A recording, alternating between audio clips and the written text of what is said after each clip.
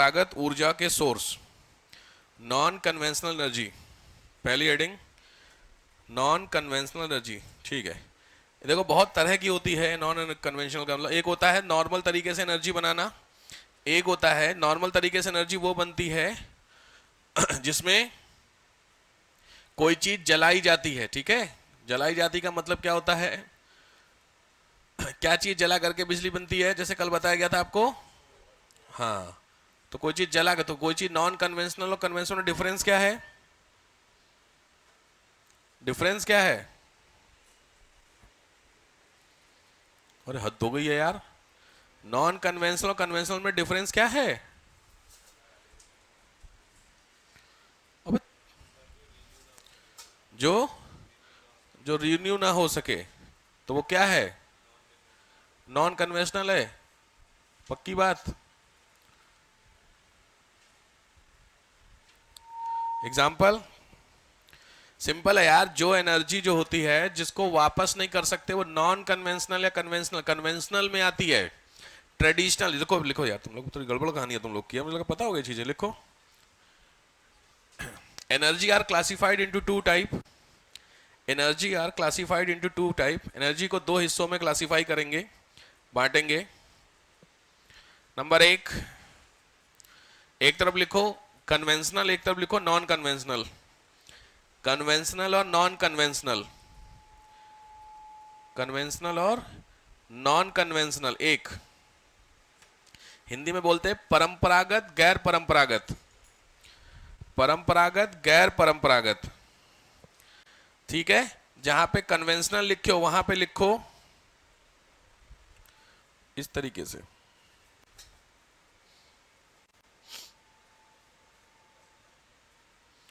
पहली आपकी होगी कौन सी, कन्वेंशनल, और दूसरी कौन सी होगी, नॉन कन्वेंशनल। एक डिफरेंस होता है। और दूसरे में लिखो पॉल्यूटेड, दूसरी होगी नॉन पॉल्यूटेड, प्रदूषण करने वाली, नहीं प्रदूषण करने वाली। और नॉन रीन्यूएबल, गैर प्रवर्तनीय, जिसको रीन्यू नहीं कर सकते, और दैट इज रीन्यू। कुछ भी आपसे एग्जाम में पूछ सकता है कौन सी क्या होती है, तो सेम होती है conventional non conventional. Conventional energy होती है जिसको जलाया जाता है। ठीक है, एग्जाम्पल से कन्वेंशनल एनर्जी में आपका हो गया, हाँ पहला हो गया आपका कोयला, दूसरा हो गया आपका नेचुरल गैस जो थी। ठीक है, इसके अलावा कोई चीज आप जलाते हैं जैसे फ्यूल, पेपर, पेपर क्या, पेपर जला के थोड़ी एनर्जी बनती है, पेपर पेपर,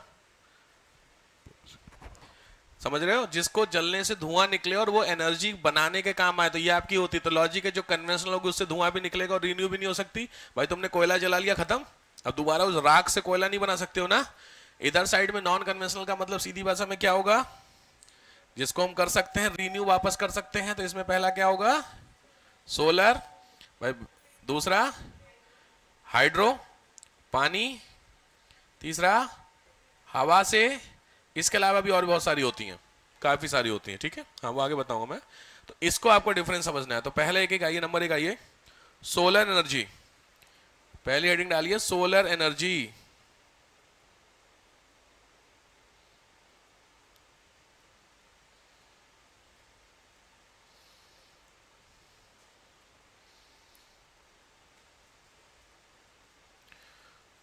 सोलर एनर्जी, थोड़ा सा दो चार पॉइंट लिख लीजिए, लिखो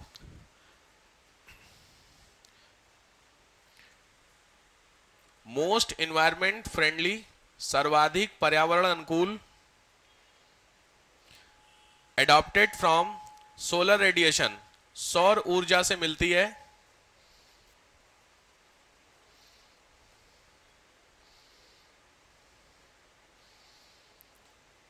we can use it, we can use it, हम इसको प्रयुक्त कर सकते हैं, वी कैन यूज इट, हम इसको प्रयुक्त कर सकते हैं।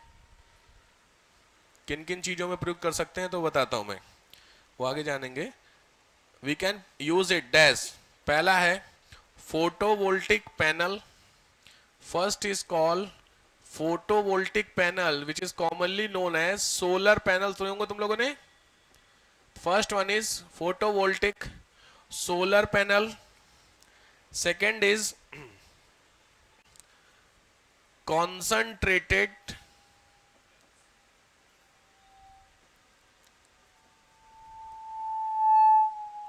concentrated solar project. Concentrated solar project, इसको बोलते हैं केंद्रित सोलर प्रोजेक्ट।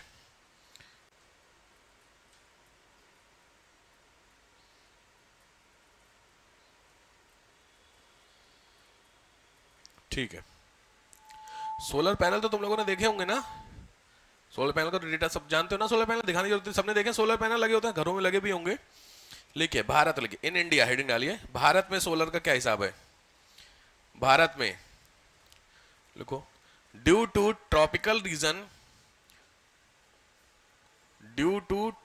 रीजन, उष्ण कटिबंध में होने के कारण, ट्रॉपिकल रीजन, क्या हो गया इसको, due to tropical region 300 plus days, 300 से ज्यादा दिन होते हैं, 300 प्लस डेज होते हैं जहां 12 प्लस आर सोलर रेडिएशन मिलता है। पहला फैक्ट, ट्रॉपिकल रीजन में भारत है, इसलिए 300 से ज्यादा दिनों तक 12 घंटे से ज्यादा क्या मिलता है, सोलर। सबको ट्रॉपिकल वाला हिस्सा पता होगा किस सेक्शन में होता है, ठीक है। एक इंपॉर्टेंट फैक्ट। दूसरा फैक्ट,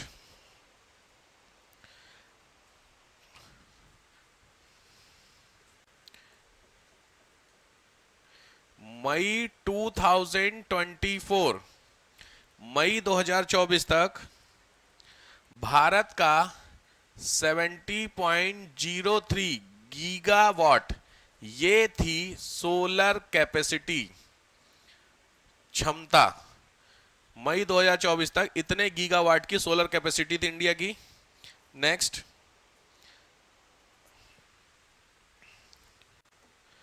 एम्प्लॉयमेंट, अगर मैं नौकरी की बात करता हूं तो नौकरी में ध्यान रखना, 1 गीगावाट का सेटअप करने में अप्रोक्सीमेट 5000 जॉब क्रिएट होती हैं। पूरा यूनिट लगेगा ना, समझ रहे हैं। कॉम्प्लेक्स अगर आपका सोलर का लगेगा तो आप खुद सोचिए कि किस लेवल पे जॉब क्रिएट कर सकता है। और सबसे इंपॉर्टेंट चीज क्या है कि ये जो एनर्जी आप पढ़ रहे हैं इसका जो फ्यूल है वो फ्री है, कहीं से खरीदना नहीं है भाई। सूरज को क्या कर, सीधी रोशनी आ रही है, आप उसको यूज कर लीजिए, ठीक है।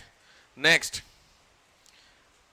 8% ऑफ द वर्ल्ड 2030 तक, 2030 तक 8% ऑफ द वर्ल्ड, दुनिया का 8% भारत प्रोड्यूस करेगा सोलर एनर्जी।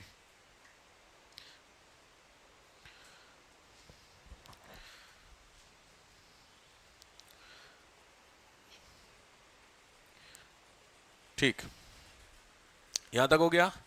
अब आइए, हटाओ इसको, ठीक, हेडिंग डालिए बेनिफिट्स या लाभ, सोलर एनर्जी के लाभ।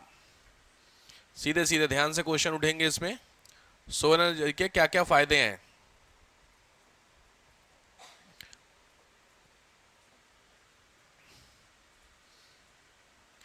एक एक करके। नंबर 1, सोलर एनर्जी के फायदे तो बता ही लोगे। पहला मैंने बताया पर्यावरण अनुकूल, ये मेंस का क्वेश्चन है, ध्यान से, इन्वायरमेंट फ्रेंडली, फटाफट लिखते चलिए। दूसरा, नवीकरणीय, रीन्यूएबल। थर्ड, ऊर्जा स्वतंत्रता, फ्रीडम ऑफ एनर्जी, जहां मतलब समझ में नहीं आएगा वहां मैं बता दूंगा, ऊर्जा स्वतंत्रता। नेक्स्ट, प्रभावी लागत, कॉस्ट इफेक्टिव, प्रभावी लागत, नेक्स्ट, एक तो हिंदी में बड़ी समस्या है, बहुमुखी प्रयोग, मल्टीपर्पज यूज। नेक्स्ट, रोजगार सृजन, एम्प्लॉयमेंट जनरेशन। नेक्स्ट, बेहतर गुणवत्ता, बेहतर गुणवत्ता का मतलब होता है better quality of life, better quality of life. इनमें से कोई पॉइंट आपको समझ में नहीं आया हो?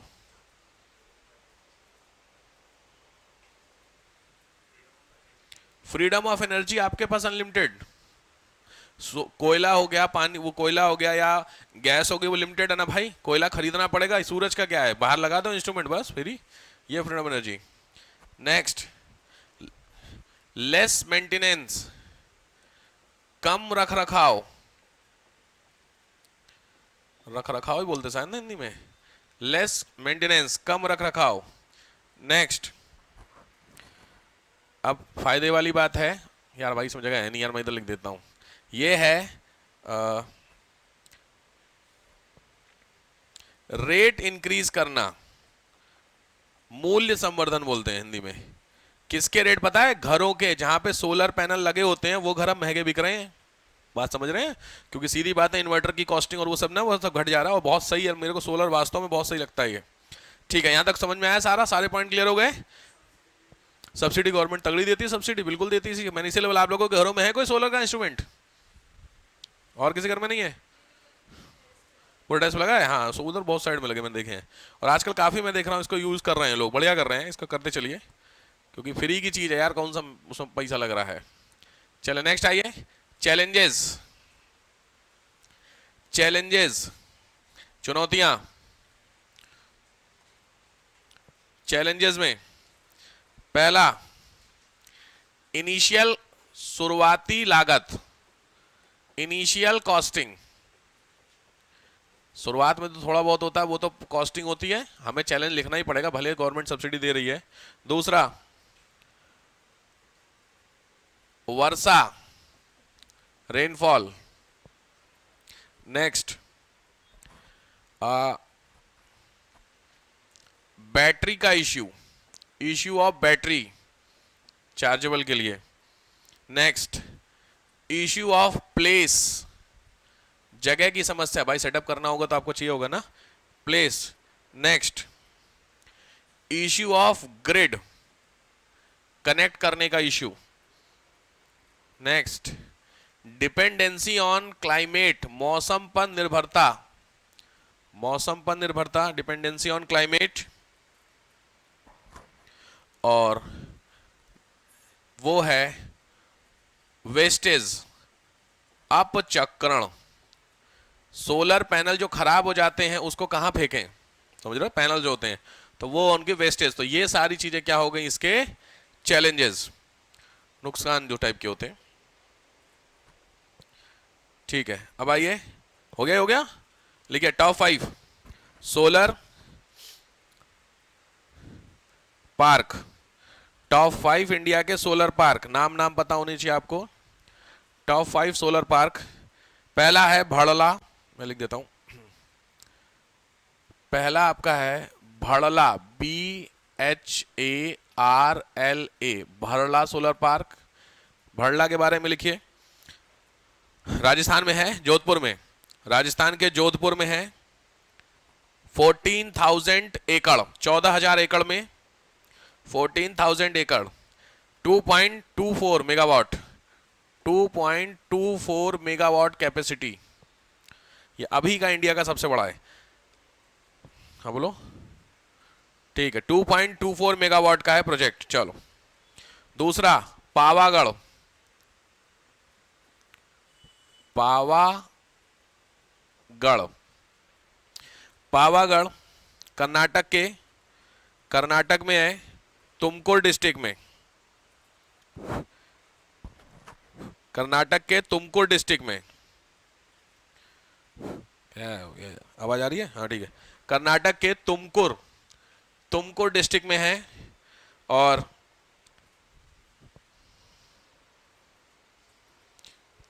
13,000 एकड़, 13,000 एकड़ में फैला हुआ है। थर्ड, कुरनूल, कुरनूल प्रोजेक्ट आंध्र प्रदेश में, आंध्र प्रदेश में है। 1,000 मेगावाट कैपेसिटी, खतरनाक, 1,000 मेगावाट कैपेसिटी का है। ठीक है, नेक्स्ट कुंटा,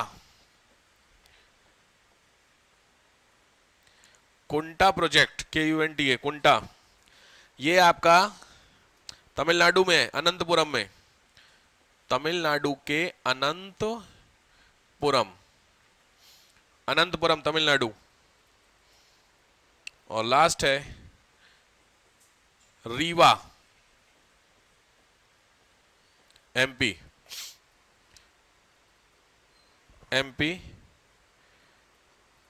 ओके, अभी ये प्रोजेक्टेड है, प्रोजेक्टेड मतलब बन रहा है, बन जाएगा तो एशिया का सबसे बड़ा प्रोजेक्ट होगा आफ्टर, जब रनिंग हो जाएगा। अभी तो ऑब्वियस है, उसमें है, बनने की कैटेगरी में हो रहा है ना। जब बन जाएगा तब ये आपका क्या हो जाएगा, इंडिया का सबसे बड़ा प्रोजेक्ट कहलाएगा, सोलर प्रोजेक्ट के फॉर्मेट में। एशिया, एशिया का, ठीक जी। बहुत हैं, ये तो मैंने टॉप 5 बताए हैं, ऐसे तो बहुत हैं। गुजरात भरा हुआ है, राजस्थान भरा हुआ है सोलर पार्क में। टॉप 5 में नहीं होगा, इसमें ऐसे बहुत होंगे। विजिंगम पूरा भरा हुआ है, विजिंगम सोलर प्रोजेक्ट तगड़ा प्रोजेक्ट है, बट टॉप 5 में नहीं है ना। हमें तो टॉप 5 बताए मैंने। नेक्स्ट आइए। अच्छा हाँ, ध्यान से ये आपको कवर करना है जो मैंने कल भी बताया था, लिख लीजिए, national solar, Jawaharlal Nehru solar mission. ध्यान से, ध्यान से, 8 इसमें आपको मिलेंगे। जवाहरलाल नेहरू सोलर मिशन, ध्यान से, बहुत इंपॉर्टेंट है, सिविल्स के लिए बहुत काम का है। Jawaharlal Nehru national solar mission, ठीक है, that is programme by the Indian government and state government to promote solar power generation. ठीक है, तो सौर ऊर्जा को बढ़ाने के लिए प्रोजेक्ट है, लॉन्च इन 2010, मनमोहन सिंह की गवर्नमेंट में था। Its goal is to make India global leader. ठीक है, यहाँ पे तो ध्यान से, यहाँ पे आपको सीधे सीधे की ऑब्जेक्टिव लिखे हो, हिंदी इंग्लिश दोनों में अवेलेबल है, गूगल पे खाली हिंदी इंग्लिश आपको टाइप करना, सीधे मिलेगा। ठीक है, तो सीधे सीधे देखो कौन कौन से फेज हैं, 10 से 13 का, 13 से 17, 17 से 22 का। तो 3 फेज में इसको करना है, कितने वाट तक लेके जाना है, ये भर भर के क्वेश्चन है भैया, अलग से देखो यहाँ पे लिया हुआ है। ठीक है, तो आप इसको सीधे सीधे कॉपी करेंगे। जवाहरलाल नेहरू लिख लो, नेशनल सोलर मिशन, राष्ट्रीय सोलर मिशन, बहुत इंपॉर्टेंट क्वेश्चन बनता है। मैं लिखवाऊं, फालतू में टाइम पास करने का मतलब नहीं है, तो कोशिश करो इसको प्रॉपरली कवर करो। Jawaharlal Nehru national solar mission, objective होते हैं, टारगेट होते हैं, की फैक्ट्स मतलब क्या क्या है उसके बारे में, और टारगेट कौन कौन से साल तक होते हैं। ठीक है,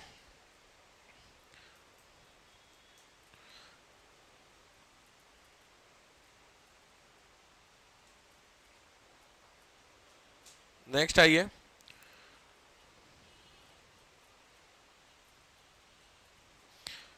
प्रेजेंट स्कीम में लिखिए, प्रेजेंट में मोदी जी की स्कीम्स में पहली स्कीम है पीएम सूर्य घर योजना। पीएम सूर्य, शॉर्ट नोट जिसमें बनने हैं, पीएम सूर्य घर, पीएम प्रधानमंत्री सूर्य घर योजना। दूसरा, national portal for rooftop solar, Hindi में ये, इंग्लिश में same, national portal for, national portal and national portal for roof top mission.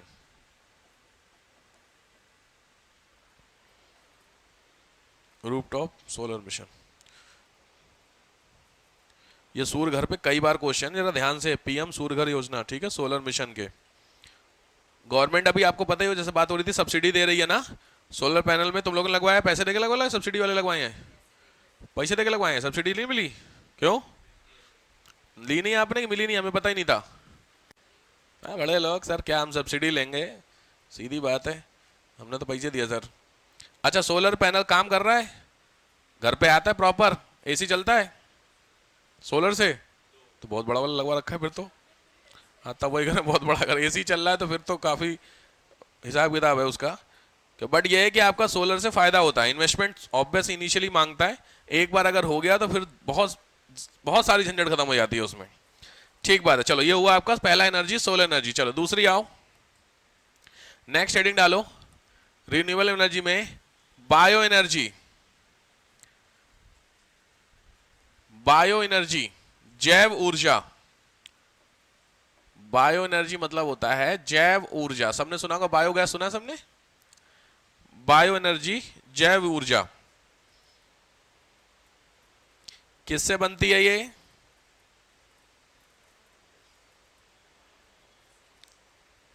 किससे बनती है? ले वादो पता किससे बनती है यार? बायोमास का प्लांट देखा कभी आप लोगों ने? बायोगैस के प्लांट अपने गांव में नहीं देखे? बायोगैस के प्लांट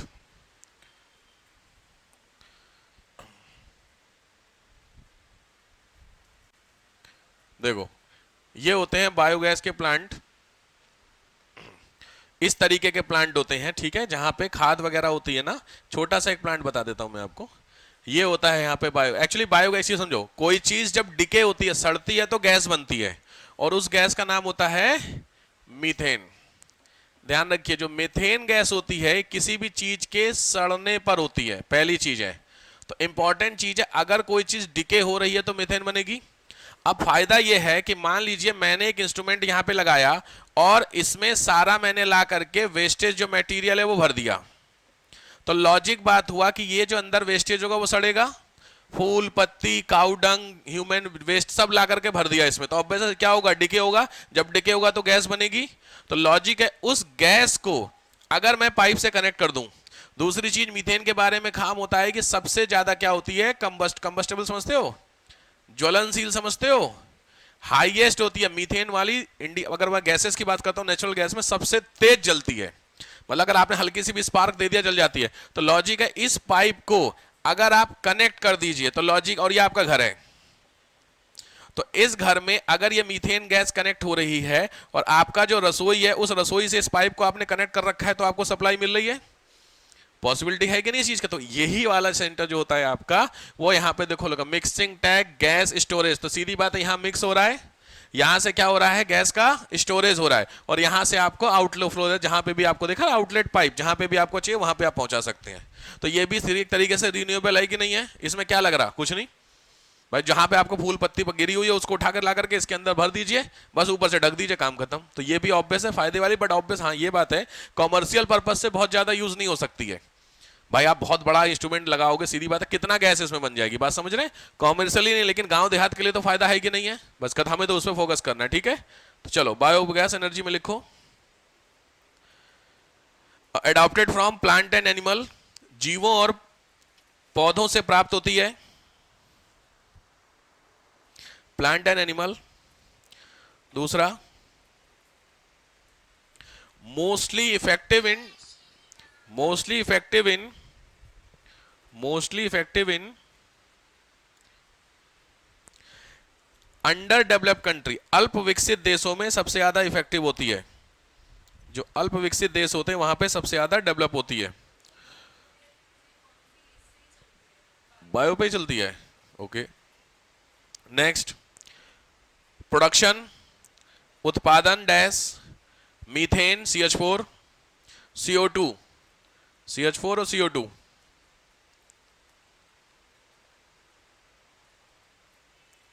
नेक्स्ट,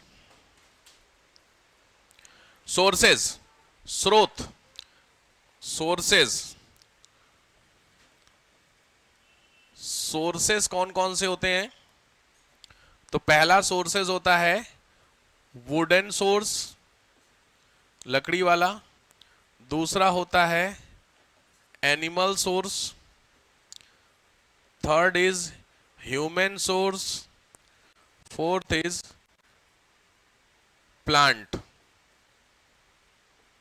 ठीक है, वुडन मतलब जो पुरानी लकड़ियां हो जाती हैं उसको डाल दें, एनिमल में काउडंग वगैरह आ गया, ह्यूमन में ह्यूमन वेस्ट हो गया, और क्या बोलते हैं, प्लांट में आपके लीव्स हो गई, पत्तियां हो गई।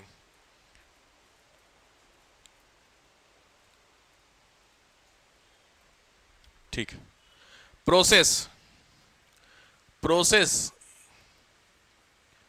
ये जो प्रोसेस होती है इसका नाम होता है बायो मीथेनेशन। बायोमीथेनेशन, ध्यान से, ये होती है production of biogas, biomethanation, biomethanation, production of gases. Next, अच्छा, बायोमीथेनेशन जो प्रोसेस होती है इसको लिख लो, it is a process conducted by bacteria. It is a process conducted by bacteria. भाई किसी भी चीज को सड़ाने का काम कौन करते हैं, बैक्टीरिया ही तो करते होंगे। हाँ, तो बैक्टीरिया। एरोबिक एनारोबिक समझते हो, क्या होता है डिफरेंस, बोलो। ऑक्सीजन की प्रेजेंस और ऑक्सीजन की एब्सेंस में होता है, ठीक है, ठीक बात है ये चीजें। नेक्स्ट आओ लसी में, इंपॉर्टेंस, इंपॉर्टेंस बायोमास। देखो एक चीज समझना, हर एक चीज की हर एक जगह इंपॉर्टेंस नहीं होती है। सोलर वाली इंपॉर्टेंस बायो में ना चिपकाना, क्योंकि ये हर जगह हर काम नहीं आता है। कई बार होता है ना कि आदत पड़ गई है, वो जोक सुने हो ना कि बेस्ट फ्रेंड वाला जोक उसने अपने फादर पे चिपका दिया, आई हैव 3 बेस्ट फ्रेंड, बस फ्रेंड की जगह फादर रिप्लेस हुआ है। समझ गए जिन लोगों को समझना है? हाँ, तो इसीलिए हर समय हर चीज पे नहीं, कई जगहों पे कॉमन होता, कई जगहों पे नहीं होता, ठीक है। लिखिए, ओवर कॉन्फिडेंस कई बार गड़बड़ा जाता है भाई। उसमें यही था, वो मूवी भी थी, उसमें कहता है सर आप कोई भी क्वेश्चन पूछिए मैं 2 जवाब दूंगा उसके। क्या क्या कॉन्फिडेंस है, कह रहे अपने पापा का नाम बताओ। पहले क्वेश्चन में बाहर हो गया वो इंटरव्यू से। कॉन्फिडेंस रखिए, समझ में आया? ओवर कॉन्फिडेंस, क्यों सामने वाला अगर आपका इंटरव्यू ले रहा है तो तुमसे ज्यादा काबिल है, तभी तो वो उधर बैठा तुम उधर बैठे हो ना। हाँ, तो कॉन्फिडेंस रखना चाहिए, याद रखिए, ओवर मत हो जाना। चलो पहला लिखो, renewable in nature. Renewable in nature, नवीकरणीय है ये, रीन्यूएबल है, ऑब्वियस है, कॉमन होता है। दूसरा, इजिली एक्सेसिबल, आसानी से उपलब्ध है, सबसे बड़ी दिक्कत फायदे वाली बात है, इजिली एक्सेसिबल है, ऑब्वियस है भाई, ये तो कोई दिक्कत ही नहीं, आसान, हर जगह आपको ये चीजें मिल जाएंगी। थर्ड, रोजगार सृजन, एम्प्लॉयमेंट जनरेशन, एम्प्लॉयमेंट भी मिलेगा। और अल्प विकसित, लेस डेवलप जो कंट्री होते हैं उनके लिए ये एक तरीके से डैश करके लिखो, ब्लेसिंग्स, एक वरदान है अल्प विकसित देशों के लिए एनर्जी की डिमांड को पूरा करने के लिए। ठीक, छोटा सा है। नेक्स्ट आइए, रोल, भूमिका, role of biomass energy, Bharat में इसका क्या रोल है। तो नंबर 1 फर्स्ट है, वो है डिमांड फुलफिलमेंट। डिमांड फुलफिलमेंट का मतलब हुआ मांग को पूरा करने में सक्रिय भूमिका, एनर्जी डिमांड को पूरा करने में सक्रिय भूमिका, पहला। दूसरा इंपॉर्टेंट होता है फॉर द क्लाइमेट चेंज, जलवायु परिवर्तन में इसका बहुत इंपॉर्टेंस होती है भाई, बहुत बेनिफिट है ना, कौन सा इससे प्रदूषण हो रहा है आपका, पॉल्यूशन नहीं हो रहा। थर्ड, मार्केट वैल्यू, अगर ठीक से प्रोजेक्ट काम करा जाए तो आपको बाजार का अच्छा मूल्य मिल सकता है, मतलब इस पर्टिकुलर चीज का प्लांट लगाने का पैसा मिल सकता है। इनकम ग्रोथ, आय में वृद्धि, कॉमन होता है। और पांचवा है लेस, लीस्ट कॉस्ट इफेक्टिव लिख लो, लीस्ट कॉस्ट इफेक्टिव, सबसे कम लागत। जो कॉस्टिंग होती है इसकी मिनिमम होती है, बहुत कम होती है। मुझे लगा बायो प्लांट आप लोगों ने देखे होंगे, हर एक गांव में बायो प्लांट गवर्नमेंट का है, मैं मिशन बता देता हूं, मैं हर जगह पे है ये, इवन होगा तुम्हारे गांव, तुमको पता नहीं है, तुम्हारे गांव में ये लगे होते हैं, पंचायत के आसपास लगे ही होते हैं। सेप्टिक टैंक, हाँ जनरली होता है, इसी में आपने सुने होंगे थोड़े बहुत सेप्टिक टैंक, नहीं गिर के मर गया उसमें सेप्टिक टैंक वगैरह, नहीं थोड़े केसेस सुने हैं। लिखिए गवर्नमेंट्स एफर्ट्स, हेडिंग डालिए सरकारी प्रयास, गवर्नमेंट एफर्ट सरकारी प्रयास में पहला है national policy on biofuels, national policy on biofuels, जैव ईंधन पर राष्ट्रीय नीति, चाहिएगा तो पढ़ लीजिएगा, बहुत ज्यादा इंपॉर्टेंट नहीं है। जैव ईंधन पर राष्ट्रीय नीति, नेशनल पॉलिसी फॉर बायोफ्यूल्स। दूसरा policy for biomass, policy for biomass, biomass नीति सिंपल। थर्ड नेशनल टारगेट, राष्ट्रीय लक्ष्य, नेशनल टारगेट लिख लो 2032 तक, 2032 2032 तक 10 गीगावाट कैपेसिटी बनानी है, 10 गीगावाट की कैपेसिटी बननी है 2010 तक, सॉरी 2032 तक। और national biomass, national biomass storage, राष्ट्रीय बायोमास भंडार,